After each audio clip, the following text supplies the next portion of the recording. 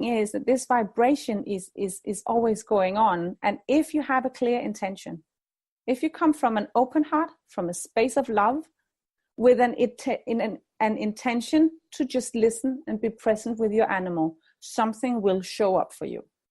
So you can start to connect and maybe sense something in your physical body, or you may get an impression.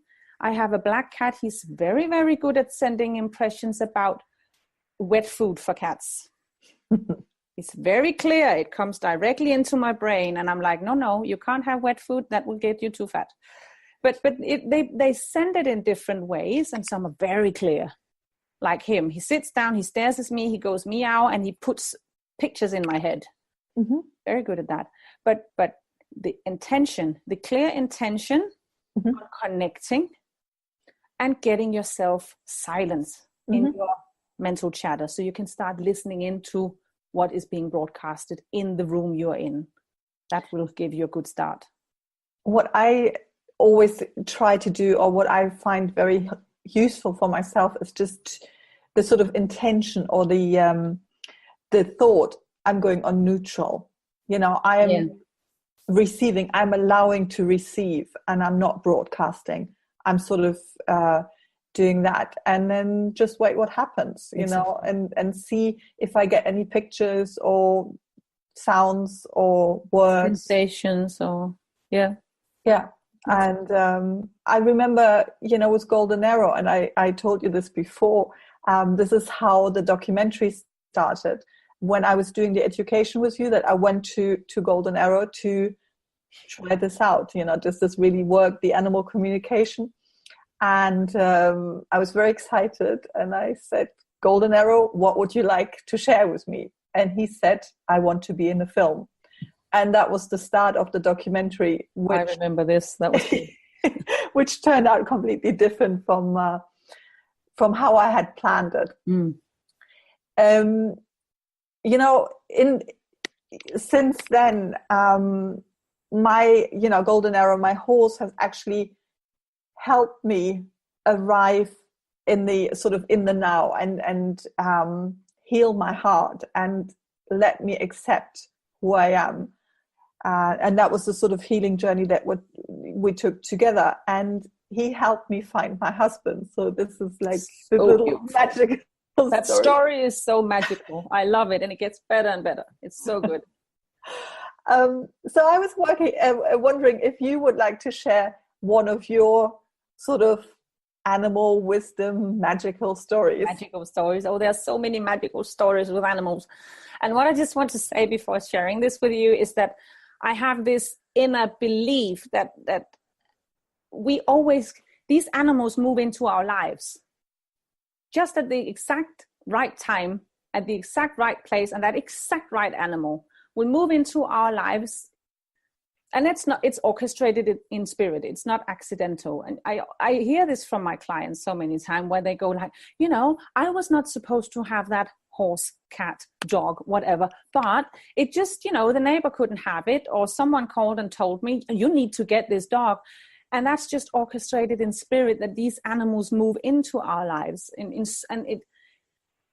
I should keep a list about how many ways they can actually orchestrate to move in, because it's quite funny. And my own stories with one of my horses was that this massive horse, he was nearly 800 kilo, and I'm not large, so he would completely overhorse me. And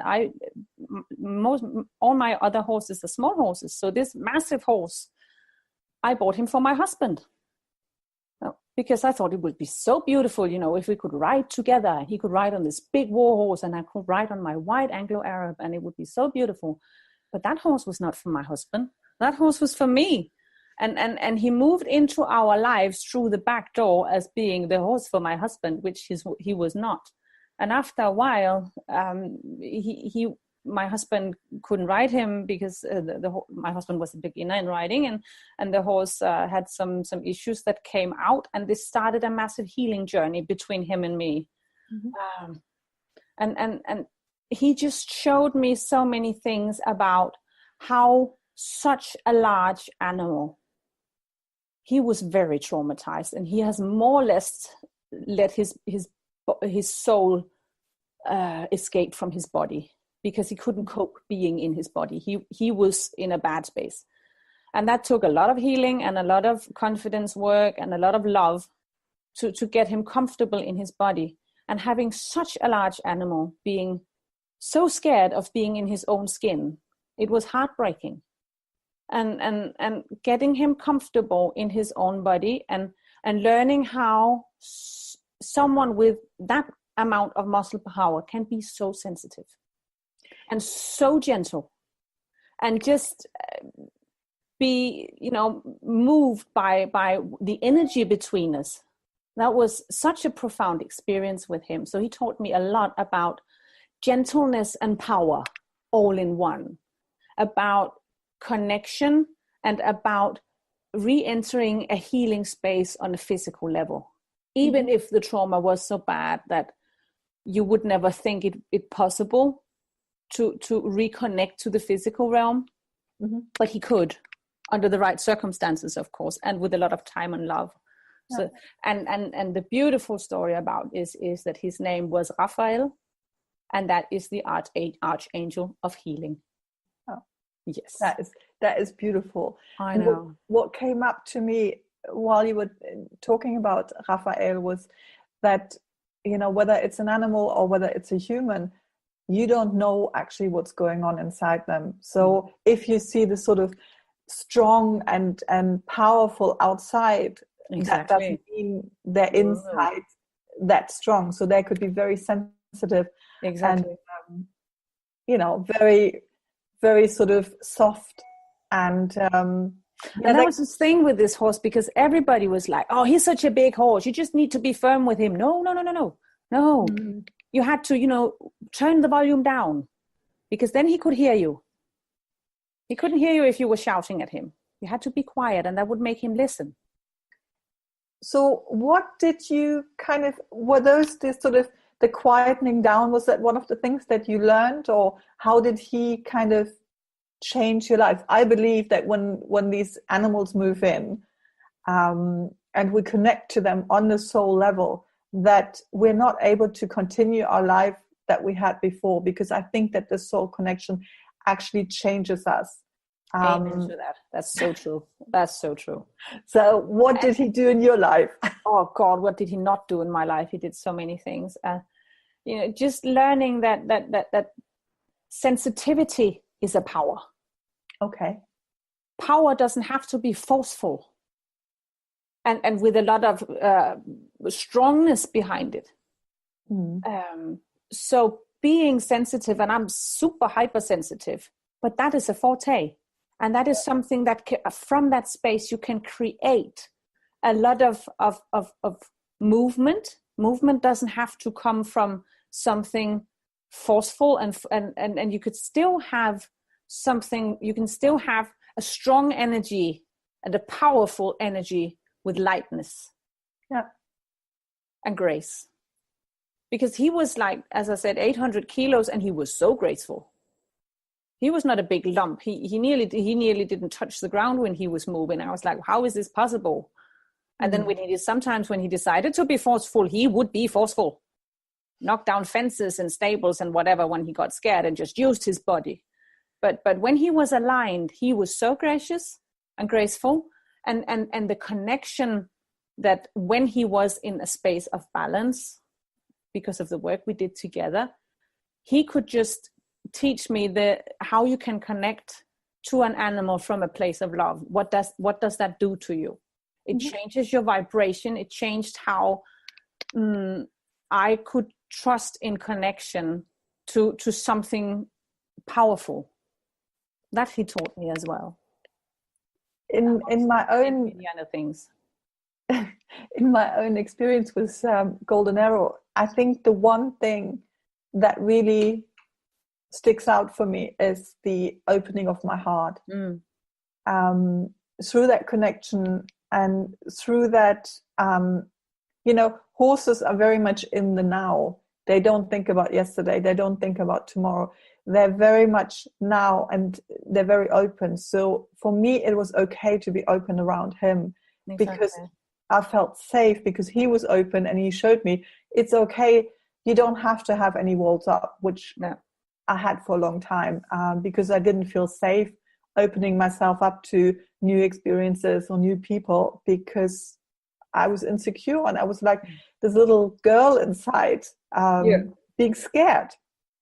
So, and this is what I call them karma animals sometimes, because they move into your life at the exact right time and space. And you are a living, breathing example of that with Golden Arrow, how he just entered your life and changed it at the exact right time. And these karma animals, also you can have more during a lifetime of these karma animals. They will move in. I just had a new dog moving in last year, accidentally moved in. And no, it's not an accident. And he is, teaching me new things that I have not known about before. So you have a dog as well. So they just move in, now it's apparently time for new knowledge and new experiences and new connection opportunities. And so no, you're absolutely right. We are never the same people after as we were before. Yeah, I'm on this journey with this new dog that we just got, and I'm sort of looking forward to see what we can learn together. What will unfold. Yeah.